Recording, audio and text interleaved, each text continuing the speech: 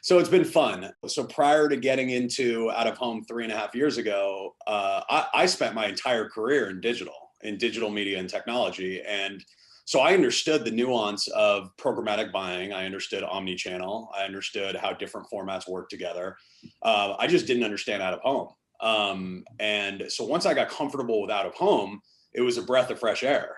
And I felt like I was playing with a stacked deck.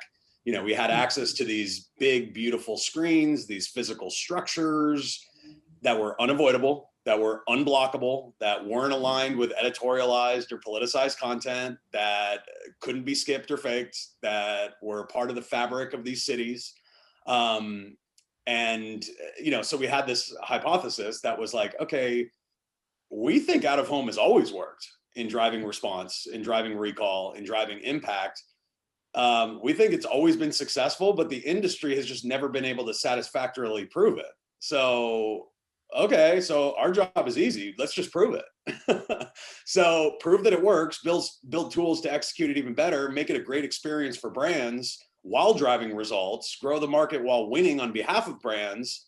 And that's what we've done. And it's been great. So, while I had the benefit of understanding the programmatic market, I knew how the competition worked, and I knew that our tiny little kind of several $100 million programmatic digital out of home market was part of a couple $1 billion digital out of home market, and how it competes with the $100 billion programmatic display and mobile market. And I thought, okay, I get 14 by 48 foot, big, beautiful screens that are unavoidable, mostly on busy streets and highways.